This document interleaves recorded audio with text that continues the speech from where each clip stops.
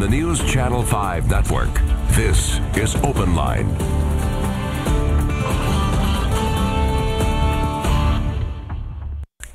Hello everyone, welcome to OpenLine. Happy Valentine's Day. Thank you for being with us. Interesting and good topic tonight. We're talking all about Metro schools. We have two great guests. First half of the show, we're talking about hiring in Metro schools. Happy to have with us the Chief Human Resources Officer for Metro schools. Second half, we'll have a school board member. Dr. Sharon Gentry will be here.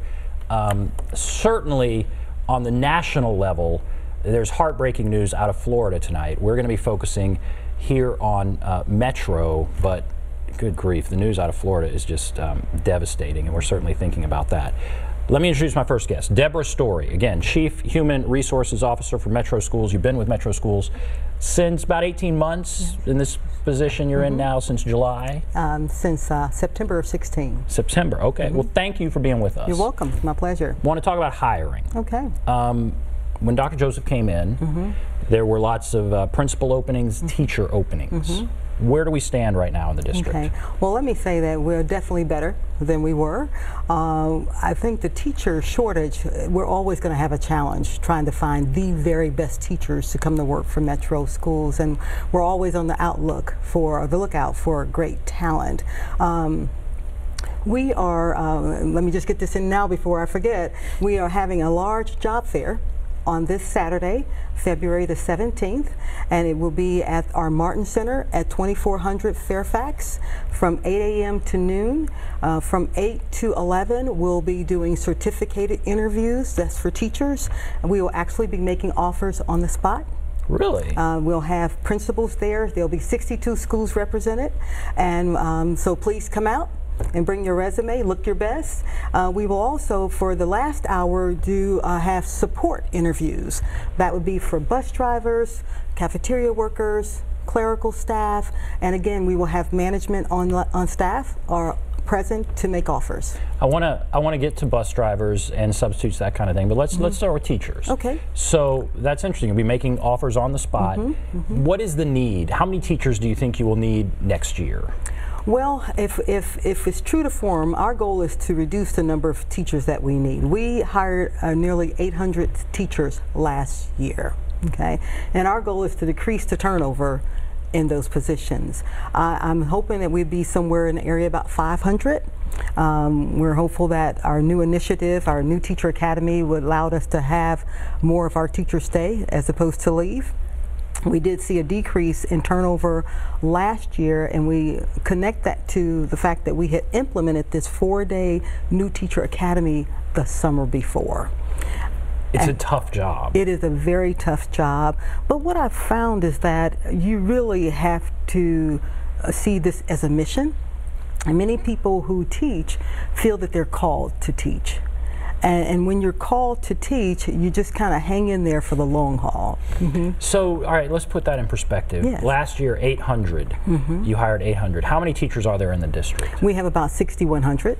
So 6,100. So that's a percentage. Yeah. I'm not able to do the math, but that's a healthy percentage. Right, and it's right now that's about the average, about 84% retention.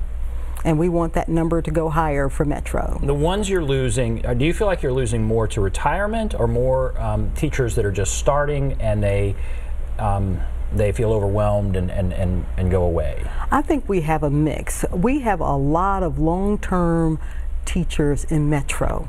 And I was surprised. I just ran some numbers recently, and we probably have, you know, a few hundred that are really retirement age when you look at years of service and age.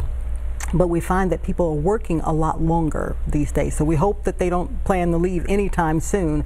But typically every year is a good mix of people who have found other jobs in other districts, a smaller number who have decided not to teach any longer, and along with retirees. So that's the case with teachers. You're hoping to reduce the number that you're going to need. Last year you needed 800. You're hoping this year you'll need 500. That's still a lot. Yeah, that's a lot. But that's the deal there. What about with principals? Where do we stand with principal openings? Well, when Dr. Joseph came aboard, I believe he filled 31 principal openings. That number has drastically decreased. I think last year we had less than 10. openings. Many of those were due to retirements, and we will probably still continue to see retirements. And so we're hoping that number will not increase, that it will be somewhere 10 or fewer. And why were there so many? Why do you think there were so many, 31? Well, back then, I really can't speak, because I wasn't here, because I really can't speak to why we had that many at the time. As you're looking for teachers now, and I guess to a lesser extent principals, but let's go with teachers. You want to hire diversity, right? Yes, There's yes, no doubt. Yes. There's also a shortage of male teachers, right? Most definitely. Most definitely. We just don't see enough males coming into the education field, into the classroom, and we're working really diligently to get the word out, to connect with fraternities and just males in general, to see if we can increase those numbers. We are partnering with Belmont. We have an urban teachers program, and a large percentage of those individuals, I think there are like 25 people in the program, are minorities, and we also were able to get more men into that program. So we were really, really pleased about that. But we're always on the lookout for males. We have a lot of males in our classes that really need male role models. And I think to have more males in the classroom, teaching in front of the classroom, it will do a couple of things. It will give the students a role, in some cases, a father figure, but a male role model. But it will also have them see a male in front of the classroom in hopes that they would aspire to be like that teacher and pursue an education. And so are men out there? Is it that men just aren't going into teaching, or it's hard to get men to come and teach here in Metro? Like, would every district be facing the same sort of thing? Across the nation. Across the nation. We are a member of the Council on Great City Schools, and I've had an opportunity to attend some of their conferences, and every single district that was represented there had an issue with not having enough men in the classroom. And every single district, I guess, many districts, are they also seeing this kind of turnover and struggling with filling these positions? You can only control what you can control. Right. You know, we hear from teachers that they feel overburdened with mandates and testing and all of that. And again, you can't control this, Right. but what can Metro do to relieve some of the concerns that we hear from teachers over and over? And that's something that we are paying a lot of attention to. Dr. Joseph in particular, he's been holding voice sessions, started last spring and continuing this spring, where we're hearing the voice of the teacher. And when we hear what they're saying, we're making strides to improve the conditions in the classroom. We are in the process of going through a memorandum of understanding with the teachers union, and one of the things that is in there to give our teachers more planning time. And so we are all for it, and we just know that the teacher is the most important person in the school building, because they're touching our client, and that's the student.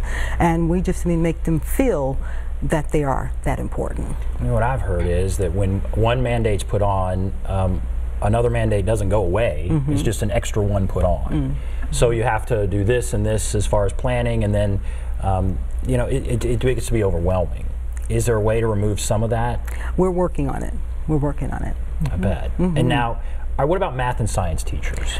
Math and science is a high need area for Metro, and not just Metro. Again, I heard this just as having them in. Math and science across the nation is an area that we just don't have enough people graduating from college to fill those needs. So we have gone a step further. The Tennessee state law affords districts the opportunity to hire college professors to teach high school classes. And so we have launched the program to encourage college professors in Middle Tennessee to look at Metro as an alternative income stream. And they can come to work for us, and they'll have a year to get their license. So having, you know, think about it. If you're a high school student and you have a college professor teaching you math or science, how impressive is that? And not only that, if you have a sibling who also has that college professor in college, that just makes for a beautiful picture. So we're real excited about this opportunity. We have about 6 college professors in our schools today. We're looking to grow that number substantially. They can keep their full-time or part-time job and work for Metro and earn additional income. Let's go to the phones here. Let's go to Brian. Hello, Brian? Brian, are you there? Brian on line 1? We may come back to you, Brian. All right, it's very interesting you're going to have this job fair. Yes. And so teachers can come and apply, and they could be hired on the spot. On the spot. So what does that mean? There'll be principals there from individual schools, and they'll say, come to my school. Yes. And you know, what I had learned, I was really surprised that our schools do a great job of marketing themselves. When we have these job fairs and when we have the school choice, they have elaborate booths, you know, they have on their school garb, and they really are out to sell their schools to candidates and to students. And teachers will be hired on that. And they will get, if we have current openings, they can get hired for current openings. If they're college graduates, meaning graduating in May, they would get an early agreement. And then once they graduate, they'd come to school, come to work August 1. What are the requirements if someone wants to change careers? They've had a long career doing, you know, X. They're a lawyer, and they want to move on. They want to do something else. They think, okay, I can be a teacher. But now you've got to go get a certificate, or what do you have to do? Let's say you're mid-career and you want to change. What do you have to do? You would have to have a teaching license. You would have to take some courses in order to, in certain topic area and certain subject areas, and then sit for a praxis test. Okay. There are organizations out there that focus on people who are career changers and helping them to get license, and one of those organizations that we're partnering with is EdForce. So that's possible? Yes. How long would those classes take? What kind of... It could take up to 18 months, but what they do is they have the person embedded in the school as a teacher, so you're getting the teaching experience while you're fulfilling the requirements to get a license. So you're saying this is districts all across the country are struggling with male teachers, math and science teachers, and even to some extent with turnover. Yes. Do you think it's a greater problem now than it has been in a long time? From what you're hearing, are we is it a more difficult situation now than we've had, say, a generation ago? And you know, what do we do about that? I mean, what can people ask their lawmakers to do if we are struggling to fill this very important position? Well, I suspect that it's probably more difficult today than it has been in the future. You know, a lot of people used to be directed to education. It still is a very honorable career, but now there are so many more career options that may be more lucrative that people have decided to look at those other opportunities. Again, I really think people need to be called or have a mission to teach our children, because when you teach a child, the value of changing a life is something that you can't put a monetary, you know, amount to. So you really have to have the heart to want to do the job and to really want to make a difference for the lives of children and to make a difference for our nation. We're going to take a break. Yeah. If you want to call in, there's the number 615-737-PLUS, 615-737-7587. We'll continue talking about Metro schools and hiring. I want to talk about bus drivers and substitutes, another area that's very important. Take a break. Be back right after this.